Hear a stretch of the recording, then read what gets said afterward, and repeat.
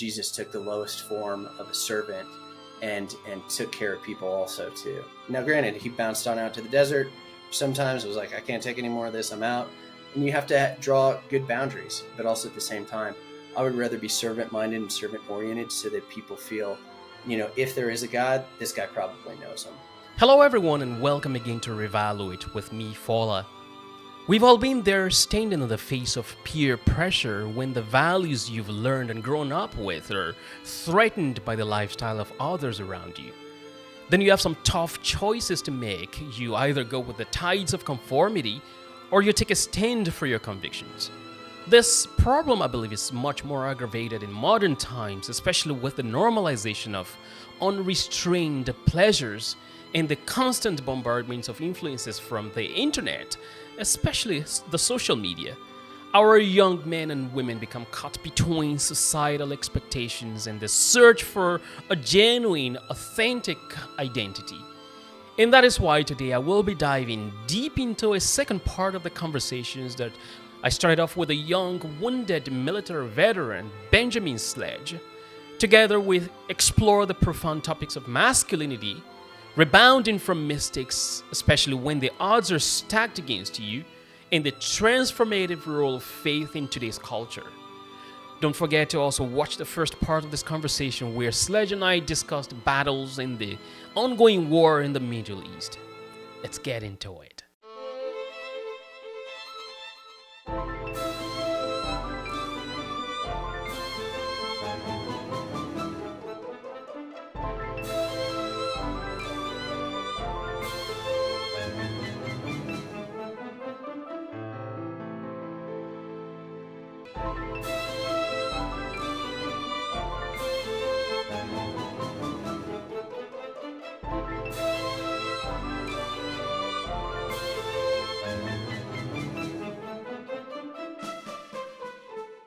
The first article I read from you was about a letter to your daughter, and I think that was right around the time that your daughter was born. I think your daughter's name, if I remember well from that article, is Adelaide. Is that correct? Yeah, Adelaide, that's her name. Yep. Right. So you were gonna write first of all about war in that article, but then you said instead you're gonna write about honor and something about respect from young men. Why did you take that route, by the way? Yeah. One of the things that, if you grew up in the Gen X world or, elder millennials, they like to call us Zennials, Oregon Trail generation, whatever it is, you kind of grew up in an environment where you look to your friends for kind of advice. All of us were just kind of running around as latchkey kids. And so I just kind of looked to other dudes to kind of figure out my way through life. And that didn't really go well because they were winging it just as well as I was. And so we got some really weird messages. And for me, like, women were kind of more objects than people. And I was like, man, I don't want my daughter to go through that. I want her to know like what an honorable man looks like, and utilizing some of the characteristics that I learned in the military, such as leadership, honor, duty, respect, integrity, personal courage, stuff like that. It really just kind of resonated deep. And I wanted to pass along those ideals to her to let her know that, one, her dad loves her. And then two, in the event that something ever happened to me, God forbid, that she would have this letter to remember me by. Right. I think that was a very profound article, actually, that a father, especially, a young father, could write to the daughter. And I think that endeared me actually to your work since that time. And I found that really great. So let's jump into your book, actually. And since we started off from this note, I will just pick things up from here and then we'll see where this leads us. So Sure. it's related to what we just talked about. And I'm going to jump to page 57. You were actually talking about what life looked like while you were leaving high school. And let me read from here. You said, using the military as a backdrop for most conversations, I realized I could cheat on my high school girlfriend with other girls in my graduating class. Everyone, including me, assumed the following facts. We're graduating and not going to see each other. Number two, Relationships don't last after high school, especially when one of you is off to the army. And third, you might as well get drunk and have sex. Yeah. You wrote about that. I did. So it sucks when you have to admit your shortcomings, especially on paper. And I think like if you just heard that out of context, you would be like, "God, who is this guy?" But really, the reality of the situation was is just I was showing what an immature, and insecure young man that I was. Where and you'll discover that kind of, and the title, especially is entitled "Where Cowards Go to Die." You'll see kind of like this journey of cowardice throughout even my own time in combat, my time at growing up in Oklahoma. And so the reality of the situation was like I was talking about, kind of that Lord of the Flies environment. It was just like, I'm not going to get caught. All my friends are doing it. Whatever. And the reality is that you see your buddies doing it. You want to be the man, and you kind of create this toxic characteristic. Or I don't even know. I feel like that term's overused so much as far as like a catchphrase. I think it's just vice. I think it's just vice. Like instead of teaching, character and integrity and virtues, it's a lot of young men learn vice. And so I grew up kind of in that environment, learning vice as opposed to learning like, what does it look like to actually court and date a woman? What does it look like to operate in honor, integrity, and respect? And so I had those lessons from my dad, but my dad worked a lot, and so it never really set in. I didn't have role model influences, and so it was just my buddies. And so out of that, I was like, man, if I can get away with what I can get away with and just disappear to the military, then I'm golden. And that really, when you look at young men and how superficial their hearts can be sometimes because they're insecure. And I was a very insecure young man because I talk about this in my book. I was originally the goth kid. Yeah, and you can see me here. Like I'm in all black. I'm wearing a shirt that literally says heavy metal spirit. Right. And when you grow up in that environment, you're picked on, and you're also the art kid. You kind of you either succumb to that or develop defense mechanisms. And for me, I developed a thick outer shell, and I took that artistic, very shy kid and just kind of locked them in a box in my own heart for years until I was willing to confront like, hey, who is Benjamin Sledge really? And really that journey began when I left my home state of Oklahoma, enlisted in the military, and then eventually went to war. So the way you documented in the book, actually, I think up until the time you went to Afghanistan, you were still very much that guy who partied a lot and did all these things that you documented in the portion I just read in the book. In fact, I think if I remember well, just prior to going to battle, while you were, I think you were doing the final training moments before going to Afghanistan, you were talking about organizing parties and being on the phone while some of your superiors yelled at you. And I think that's where you said the name Hollywood came from. Is It that was. correct? Yeah. And I mean, the guys who are old enough to remember, they'll still tease with me. They'll still call me Hollywood, just because of that instance. But yeah, I joined a fraternity. I was doing college in between my military training, and out of that, like I just kind of went all in on that college lifestyle. I was like, we're gonna party, I'm gonna be the man on Right. campus, whatever. And so we were gearing up. We were doing mount operations, which are basically just urban. I'm not going to give you the acronym. It's because it's silly. There's no point. It's basically urban combat, where you're going into these buildings and you're clearing houses, and they have all these fake scenarios. They have role players, the whole nine yards. People that are speaking Arabic or Pashtun or Dari or Urdu, and out of that, like I'm on a phone call. I'm like trying to sneak away from my team sergeant and plan a party that I'm not even going to be at, that is like hundreds of miles away across the country. And my team sergeant walks in and yells at me, and I earn this nickname Hollywood that kind of sticks with me throughout the war because, they're like, oh, look at he's trying to be Hollywood, so that was kind of the person that I was. And it was a facade.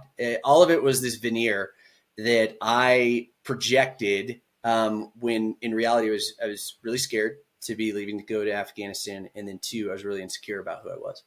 Right.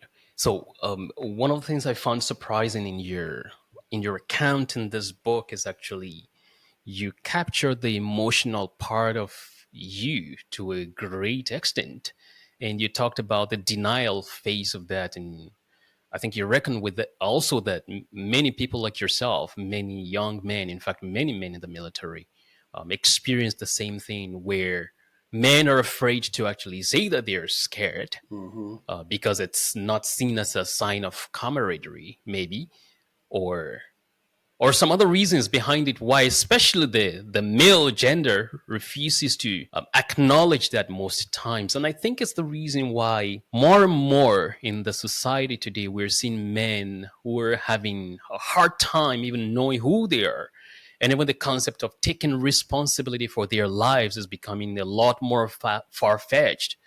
But you were able to transition from that guy, Hollywood guy, into who you are today, a father of two, a husband, a military veteran. Like, what was that point where you felt like, I think I'm done with all these things I'm doing. I'm going to lead a different lifestyle? Well, a lot of it, I mean, there are small things. I'd say it really started with the leadership lessons I learned from my team sergeant, Paul Gonzalez. And it's funny, Right. it's funny you bring this up. So I tried to stay behind in Afghanistan in a headquarters unit because he wanted to take a 4-man team out to the border where we just saw these like little explosions on a map. And I was like, I definitely do not want to go there. And so I was like kind of being subversive, and we had trained together this whole time. So he needed me. He understood me. We had each other's back, but I was afraid. And so he sat me down, and just really took on like a father role. Cause he was like Iceman. Like the dude had ice in his veins. He just thrived in war. And the more absurd that it got, the more that Wow. he really was just great at what he did. But he took on this father role, and he had a newborn at home, and he finally just said, he said, Hollywood, I'm afraid too, man, but I need you. And what's interesting is that I was in Austin, Texas last week, and I was given a keynote alongside some really prolific speakers like Tim Tebow and John Acuff and Dr. John Leone. And they were fantastic, but they asked me specifically to talk on like my leadership and how I learned like unity and chaos. And learning that lesson from Gonzo really translated for me for when I went to Iraq. And this is a story that I don't tell in the book, but we were leaving. It's a portion of a story I tell in the book. But before we were leaving for a clearing operation, when we got to Iraq, one of my young guys was nervous. He was afraid. And I just took him aside and I told him the same thing. I was like, look, man, I'm afraid too. And I've been in combat before. Like, this never gets easier. These operations are hard and you don't know whether you're coming home or not, but we're going through this together and we'll be afraid together. But courage is doing the right thing even when you're afraid, which is what Right. Gonzo had told me. And the point that I made in that story specifically is if you look at the business world that's out there right now, a lot of us, if you're working in a corporate environment, you're afraid to go to your boss because you think you're going to get lit up, even though you're afraid of doing the wrong things. And in the military, there's this obviously that preconceived notion that it's not okay to be afraid, and yet everybody has it, and everybody kind of has to acknowledge it at some point. But the key there is acknowledging that fear and then stepping into it, even while you're afraid, because it's like Gonzo said, it's doing the right thing even when you're afraid. And so that really began the transformational steps for me to step out and go, okay, I'm not going to live in fear. I'm going to follow him, and I'll borrow some of his courage so that I can go through. And so I made it through that environment, and then eventually Iraq, and then I met some guys in a church environment that just really transformed my life. And over time, it was small, gradual steps that really produced in me, I think, the fruit that I wanted to see in the type of person that I wanted to become. And I think that's the difficult part, is it's an ongoing process. Like nobody arrives one day and be like, I've done it, I've made it. And you're just working on yourself continually until you're dead. And so I think like sometimes that's the disappointing part of life. You're like, golly, I'm still working out these kinks, and I'm still working on leadership, and I'm still working to be the husband, the dad, the entrepreneur, the employee, the boss, the type of friend that I want to be.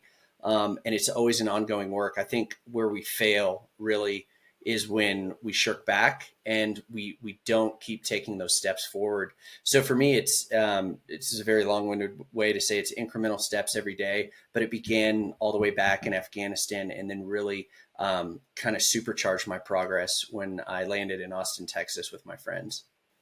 Right. It's also interesting that I think you talked about it also in your book, and this is well known, I think, in the psychological space. I'm not a psychologist, so I'm not going to claim what I'm not, but I think one attributes of tragedy, or maybe the first attribute that people demonstrate in the face of tragedy, is denial. Uh-huh. And I Yeah. think it also kind of ties into what people tend to show when fear is in the heart. I think the first thing about it most times also is denial. Hmm. And I think, that process of denial, it leads down into this rabbit hole of trying to use many things to masquerade that fear, while indeed you're really terrified, and maybe facing that fear would have actually solved the problem rather than using other methods to solve that. Right. Would you agree with that?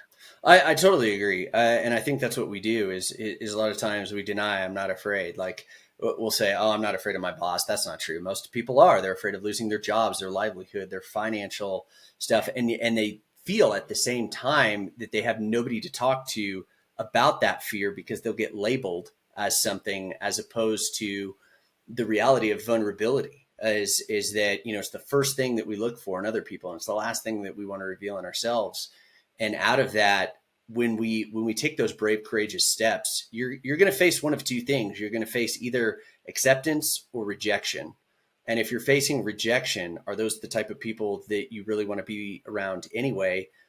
Because of the fact that you are brave enough to admit that, like, I'm afraid in this environment, and I need support. You may be wondering why another podcast. Yeah, that will be a valid question.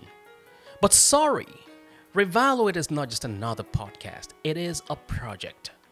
One of the greatest lessons I learned growing up was to take responsibility for my action and, in fact, my life. I didn't grow up with a silver spoon. I barely even had a wooden spoon or any spoon at all. But in spite of the challenges I faced growing up, some value systems have helped me navigate life's challenges. I learned, first of all, that education is a great asset. Good education, I believe, can launch you from the darkest part of life into the middle class or even the palaces of this world. The number two lesson is family and communal relationships are bedrocks of any society. The family, I believe, is the greatest and strongest institution in any nation whose sovereignty and autonomy must be preserved. The most fundamental leadership structure in the society is found in the homes. Family leadership and individual responsibility form the bedrock upon which societies are built. Indeed, charity begins at home. The third lesson is about faith. Faith, I believe, is critical for hopefulness, without which the heart could really grow cold, not only in the pursuit for success, but toward purposeful living. I also believe that faith and societal issues are not mutually exclusive as they are often portrayed. So, you will find elements of these three: education, family and relationships, and faith, among several other topics that will be discussed on this platform. So, if you're looking for a podcast that explores balanced perspectives to societal, life, and cultural norms, you've come to the right place. Are you also looking for wholesome thoughts and conversations to help you navigate life? Then get your headphones on. My hope is that Revaluate will be that plug, that platform that indeed helps you think through the complexities of life and be able to make sound decisions. So, follow me along on social media at Revaluate with Fola on Instagram, Facebook, and Twitter for more conversations like this. All right, so let's talk about leadership here. And the first part where I want to talk about is the self-authoring leadership. So in your book, we don't have a lot of time left. I would have read it. It's in page 57 where you talk about the lifestyle you had growing up. Or first of all, let's start with you experienced low self-esteem. I don't Hmm. know if you'll agree with that. No, I We didn't do. use exactly that term. Okay, you experienced that, and I think that started from home and some of the things that your dad had to deal with, working with people with from the HIV/AIDS community. I think you said Hmm. your dad was a nurse, Yeah. and that went on and on into your faith experience and the rejection in quotes that you experienced even from the faith community, and on you used different mechanism that you described earlier on in the conversation, right, to cope with it or to kind of like deny it. But then how did you turn around from being the kid that was bullied? And mind you, one of the reasons I'm asking that this question is because if you look at the statistics, right, part of the problems that American teenagers, in fact, Canadian teenagers as well, are dealing with, I think the first problem is drug overdose, and if I am correct, I think the second problem is is depression and even suicide attempts. Hmm. And part of the reasons teenagers are prone to depression and even suicide attempts is because of bullying, which is aggravated when you think about the impact of social media on their lifestyle. But Yeah. how did you navigate that problem? You didn't have to deal with social media. You're an oldie. Uh, Hmm. you're 20 years ago you fought in the war. You're an oldie. But how did you deal with that? Especially maybe also glean from some of the work that you do out there in mental health. Just briefly, just describe that and prefer some possible solution for someone who might be dealing with such problems. I mean, a lot of the studies are just going to show that learning martial arts tends to have you be bully proof. And so really that raised my, because I got beat up, man. I did. And I didn't have any self confidence really until like my high school years when I got involved in martial arts and started to develop some self confidence about myself. And I felt like that I could take care of myself, and even now that translates to online social media because a lot of people today lack resilience and grit, and that's something that's not taught. It's something that has to be experienced and cultivated. And how do you do that? Well, it's a series of wins and losses. You're naturally going to learn that in martial arts. You're going to get your face pounded in, or you're going to get locked up in a chokehold, or whatever it is. And so really for me, that was kind of a turning point. And then the military obviously really helped further develop that. And then out of those experiences, I was really able to just kind of develop the grit and resilience through the leadership of the people that I was put under to take that. And I do the same thing now with my kids. We tell our kids all the time, like I tell my daughter, I go, what can we do? And she said, we can do hard things. And so I have similar rules. I think sports are another great way to develop confidence and self-esteem. I grew up playing sports, and even though I was bullied and picked on, it was just because I was that goth kid who was skinny, beanpole skinny, had hair down to his shoulders. I was very artistic, and really, when I found a good group of friends, and I found martial arts, and then the military and all that, it kind of just developed a self confidence. Now, sometimes a lot of that, like we talked about, was an unhealthy way, but eventually, if you get the right people in your life that can kind of direct that stream, it really is. And you find mentors and men that are willing to take you under their wing and guide you and show you like, hey, this is what life is about. Like, it's not about chasing money, fame, notoriety, and women. Then you really begin to see the bigger picture. And for me, that was huge, especially when I had spent years cultivating those vices. Even though I had some resilience and I had some grit, um, out of that. And the the reality of the situation was I met two dudes who just showed me a different path, and that helped me grow in not just life, but especially my faith. Right, right. When you talk about resilience and grit, you mentioned that also in your book. We're out of time, so I wouldn't open that. I find, that's one of the things that is missing in the Western culture, especially for someone like me coming from a country where lack and insufficiency is well known. I think one of the things that lack does to you, which I like to refer to sometime as the wealth and poverty, is that poverty actually presents you the need to build resilience and grit to face Mm-hmm. life. Otherwise, you're not going to get anything out of life.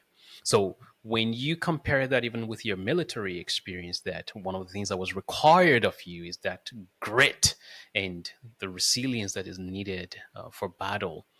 And I think that's really one of the problems that young men, young women are dealing with in our time. It breaks my heart really, especially some of the conversations that we have in the modern day society and the way we have them even much more, I think contribute to that. But I'll tell you what, one of the you mentioned this about the way you pass across the messaging to your kids on resilience and grit.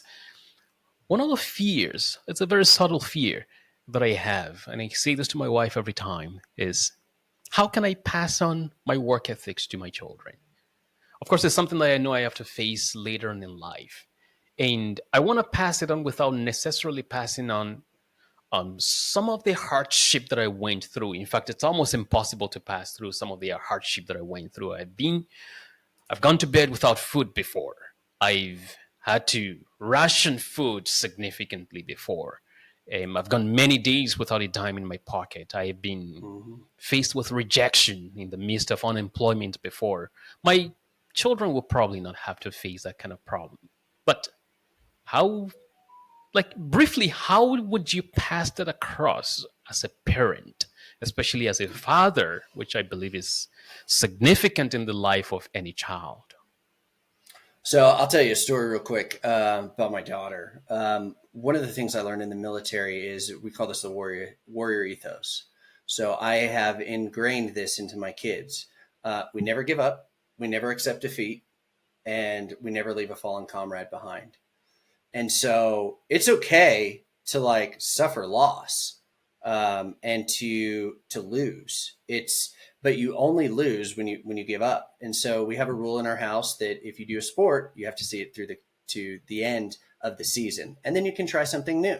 And even if you're losing, but the big thing that I did was as I explained that how we never leave someone behind, and that's the way that I explained it, as opposed to a fallen comrade. We just don't leave people behind. And so, I was explaining my own childhood and how I felt rejected and people made fun of me and stuff to my daughter, and just how we don't leave our friends behind, especially when they're hurt, like when their feelings are hurt. And so just passing on that knowledge, what I told my daughter specifically, was in that lesson, she came home from school one day and she said, "Hey, my friend Melina, she got her feelings hurt." And all of us were walking away because we were upset with her. But then I remember what you told me, Daddy, and we don't leave people behind. So I went back and I comforted her and I made sure that she was okay. And then I brought her back in and we all apologized and everything was good. And I was so proud in that moment because it's conversations that you continually have. Like, these are our house rules. These are the ethics that we are going to live by. These are the things that matter. We're not going to talk to each other that way. You will say yes, ma'am, and no, sir, and yes, sir, no, sir, to build that respect and that character and that integrity that they need, because it helps them when they suffer that loss and when they're able to do the right thing in the face of even rejection. Like, my daughter loves like tuna right now, and she loves this like smoked tuna that comes in packets. And she went to school one day and she was eating it at lunch, and the kids made fun of her and she threw it away. So she didn't eat lunch. So she came home crying. She was devastated. So we just had conversations about that. And she brought it back to school and she was like, I don't care. This is what I like. You guys like what you like, and I want to eat that right now. And I don't care what you think. And so for her, it became more about like, this is, I know who I am, and it's less about what you think. And if you train that early on with your kids, they begin to see it. Right, right, right. And I must say also, your daughter has an unfair advantage. The unfair advantage is that she could say, "I'll call my dad." Right. Yeah. Right. So, on, on a final note, let's try to round up here. When I think about the military experience that you documented in your book, and also thinking back at a bunch of war books or movies that I've watched before, one of the parallels I'm able to draw personally in life is, like we've talked about, the grit, the resilience that is required of you in a battle is also required for you as you face life. But I Mhm, think alongside that, another parallel that I'm able to draw is actually it from the perspective of faith. mhm, And I beg to say that many people either don't see their faith like this, especially the Christian faith, which I think it's only the Christian faith that I see that agrees with this ethos, actually. And what do I mean by this? I think it was in, let me make a biblical reference here. It was in Paul writing to Timothy that he said, anyone that is engaged, that is enlisted in a warfare, does not entangle himself with civilian affairs. It said, but the primary thing, I'm paraphrasing here, that he seeks to do is to please the one that enlisted him in the war. And then he compared that also with athletic, and then said, if anyone is listed in athletics, he said they seek to be temperate about it, and knowing that there is a reward at the end mhm, of a race. So when I look at scriptural context, and you talked about faith quite a bit here and there in the book as mhm, well, I see a very deep parallel between military life and faith. A lot of times, I think we think, especially North American faith, I think we think about it like this cushy life. Especially, I think you talked about it also when you consider the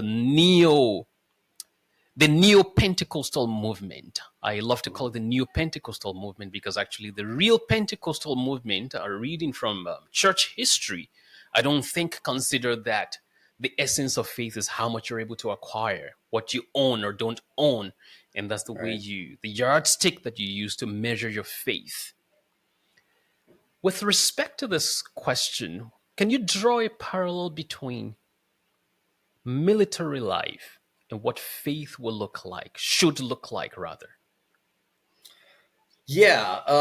So I read about this in my book. I think this is really, really important. And I think this is a part that a lot of clinicians and military service members don't consider.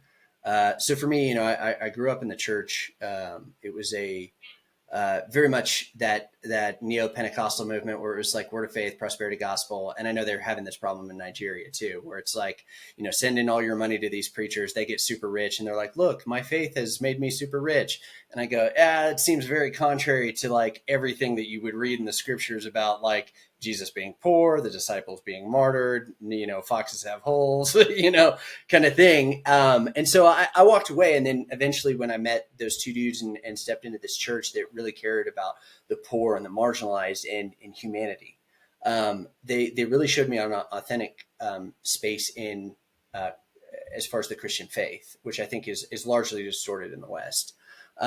So out of that, between the question that you said as far as like how does that play? One of the questions that I had to wrestle with when I started exploring faith and divine is like, is there a higher power? Is there somebody who controls all of this universe? What about it?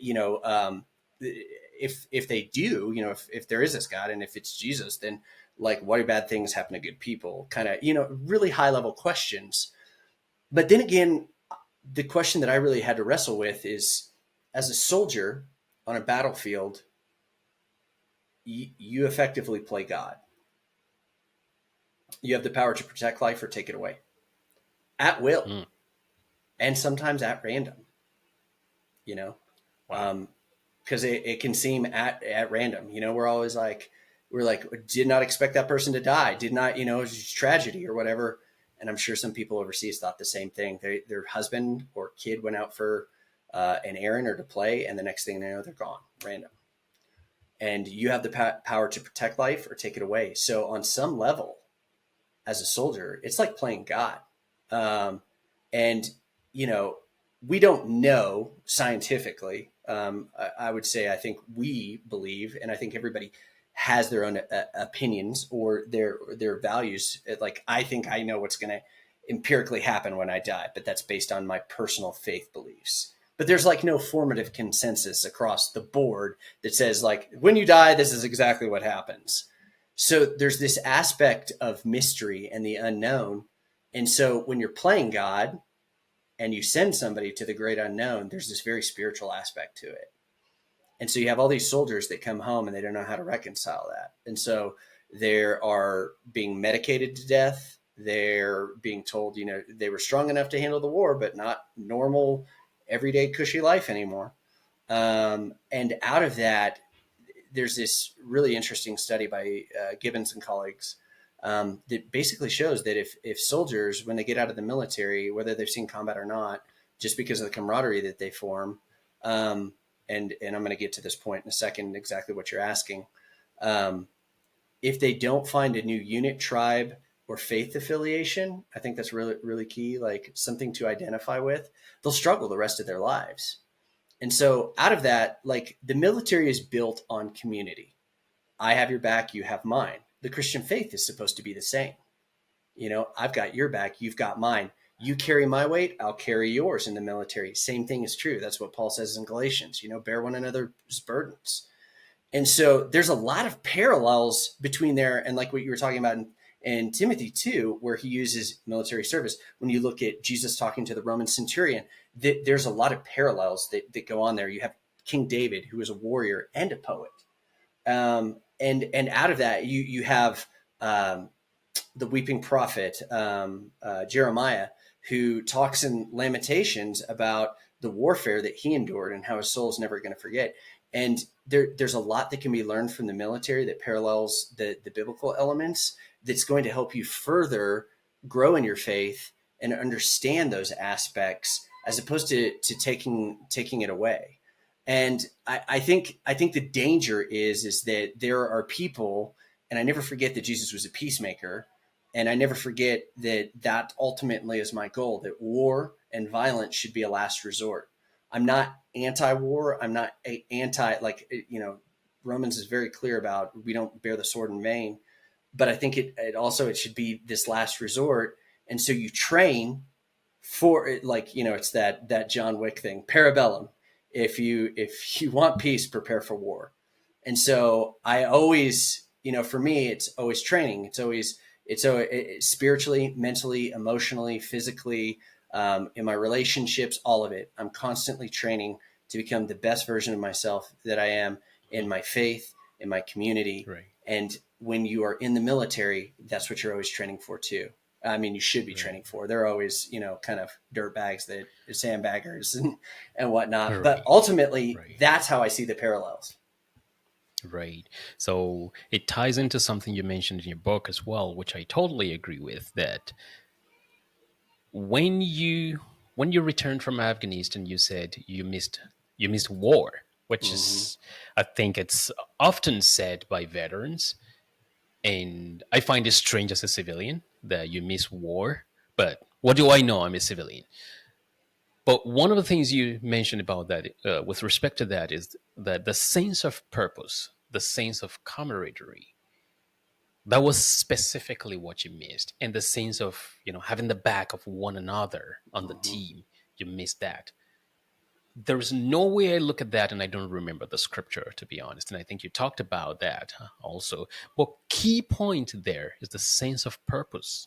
And for the longest time, I grew up in the Pentecostal church, just like you did. I think a portion of my life was also, when I was very little, before I was 10, I was in a Baptist church.